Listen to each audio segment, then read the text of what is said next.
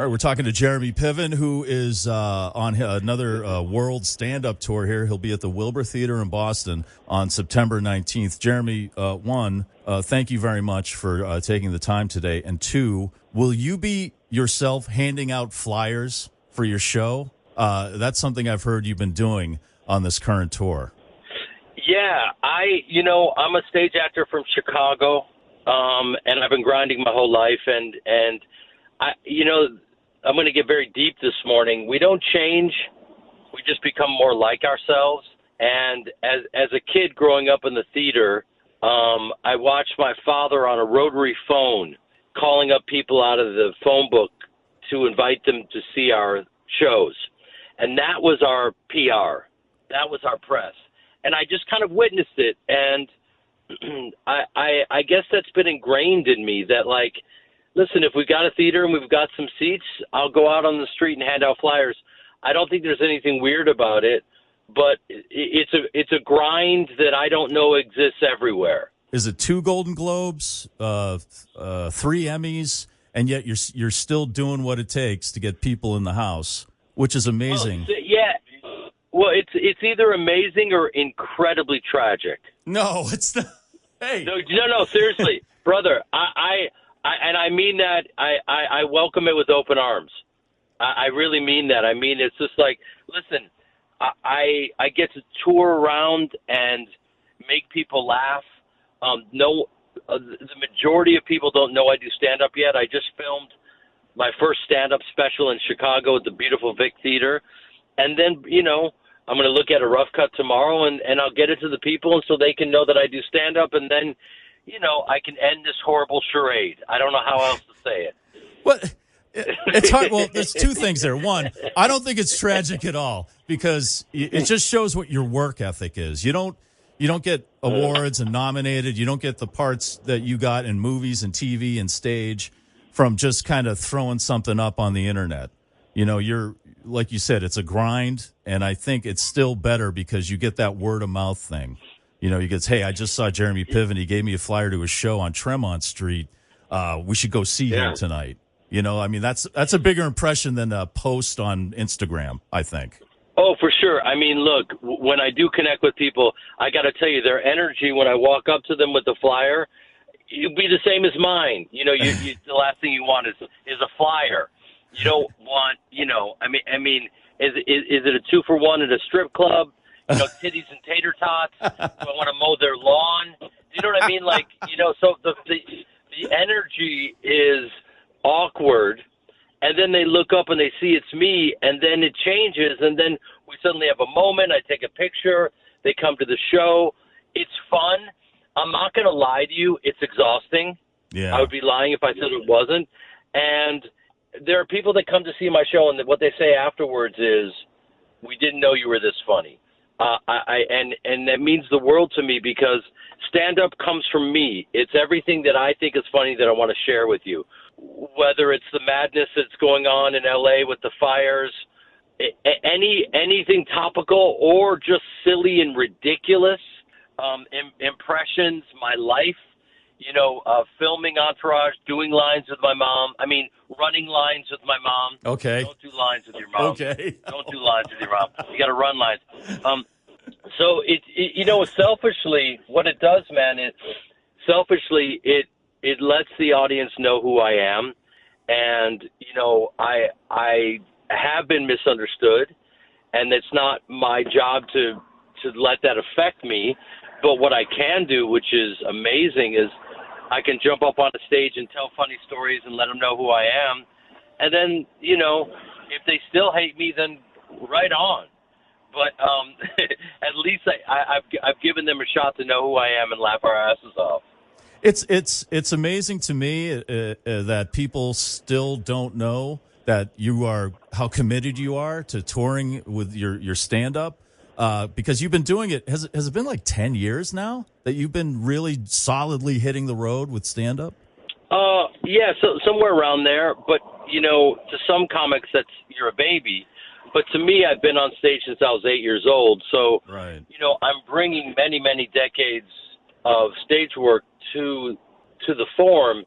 And so when people see me, they say, "Oh my God, you're a natural," Look, and they don't realize, what.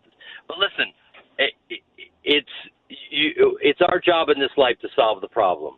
So, okay, so people don't necessarily know I do stand up. So, time to film a special, and let them know. It's up to me, and that's what's so beautiful about stand up. It all comes from the stand up. You're not waiting to have someone approve you, on a list, and then they got to go find the money for the film, and then you got to figure it out, or you got to screen test or whatever. No, this is you grab a mic, you're either funny or you're not, and I love it.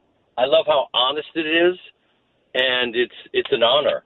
I was thinking I'm trying to think about actors who have done what you did and had a full, like almost a huge career doing all the different media and then going and hitting the stand-up stage.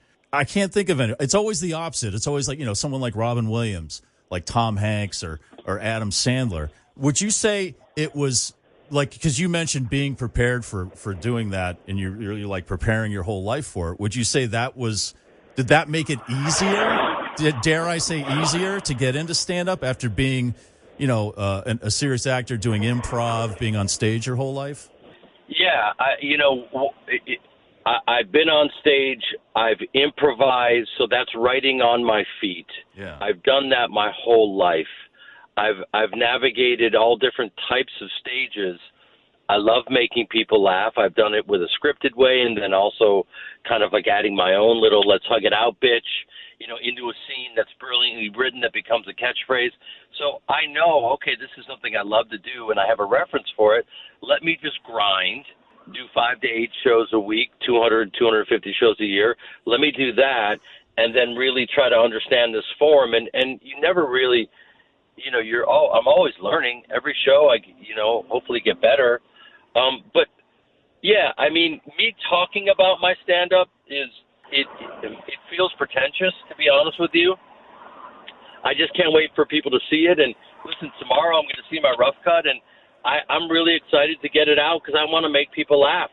And that's what it's all about. Can you tell me some details on that, like where you filmed it and maybe an estimated time of release? We filmed it at the Vic Theater, and it's in my neighborhood, like where I grew up in Chicago, and my mother passed away a few months ago, and I knew, it's sorry to hear one that. of these things where I was like, yeah, man, thank you. Now is the time. Like, I get to give back to my city, tell them how much I love them, unpack who my mom was to me, and just honor all of it and the moment. And part of the reason I did it, to be honest with you, is like, how long can I go handing out flyers on the street? Let's be honest. I'm not a kid, so, okay, I can rail against or be angry or whatever, or you go, well, I got to solve the problem. I better shoot a special so that people know I do stand up and make them laugh. Because, these rooms, I'm getting standing ovations and it's incredible, but that's a finite amount of people. And so I got to go to the next level. I don't know when it'll be out, but I do know that the Boston, I've always had such a great time. I started Laugh Boston there, and then I moved over to the Wilbur. And the people there, I just love how honest, how confident they are. And I just feel like they're my people. And I always do well there, and it's exciting. And, you got guys like Bill Burr that came out of there. And Bill blew up because he was ready for the moment. I'll never forget it. He was doing a terrible gig. The audience was like drunken tailgaters. And he just went in on him, and someone was recording. And I'm sure you know about this. They recorded his rant, and it was absolutely genius, just teeing off on this crowd in Philly. It was a Philly drunken tailgating situation. And he just went in on him and turned the crowd from angry boos and screaming to loving him because he was so good. And he was ready for his moment. Have you experienced a moment like that with your stand-up at all? Like when you, maybe in the early on where you're like, you know what? I think I can do this like all the time instead of maybe just as a side gig or something. Well, I remember. It's funny. I'm just parked on the side of the road right here, right in front of the Laugh Factory, where I started. Wow. Where I did my first show, and it was a charity event, and Russell Peters, who's been touring forever, was the host, and he got me up there, and I'm pretty good at understanding situations, so I just went, okay, Russell respects me as an actor. He's going to get me up there. He's brilliant at crowd work. He's going to show me how difficult this is. I'm going to fall on my face. It's going to be fun.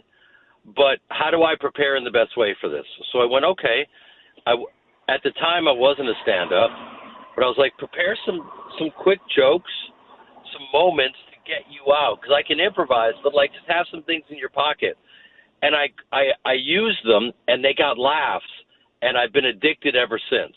Because the feeling of like writing something when you're alone that you think is funny and then sharing it with an audience where it hits, that's everything. So ever since then, I've been on this. That's such a common thing. I'm not diminishing it in any way. It's such a common thing when you say, I got addicted to it. And it's like stand-up comedians, musicians. I know you're a musician too. It's that feeling like, oh, I'm not the only one who thinks that's good. And it's such a great feeling. It's I wish we could bottle it, you know? Yeah, absolutely. And so we're all chasing that, but and then it also grows and gets better, and then you have some things to say and some insights that you want to share with people, and you get after that, and it takes on all these layers. And I think I'm at the Wilbur on September 19th. Yes. I think it is. Yep. Yes. And we're early on this, but I want people to jump in and get great seats. If they mention your show, let's give them some free meet and greets so we can hug it out. That would be amazing. That would be amazing. Thank you very much. And that would be awesome. Also, when I come to town, I want to come in and sit down with you in the studio. I'd love that. Although I am in Worcester, which is about a half hour west of Boston. But, that's all right. We drive in all the time, especially to go to see comedy. But that'd be great. I would love that, Jeremy. If you want to come up here and hang out and run the show, that'd be great. You're more than welcome anytime. Let's do it. I look forward to it. And hopefully we can do that. Well, it's been a pleasure, as always, talking with you, Jeremy. And I'm glad you're finally putting a special out. I'm going to Comic-Con to talk about my new movie, Primitive War, in a couple days, and that'll be out August 21st. And Primitive War is like this.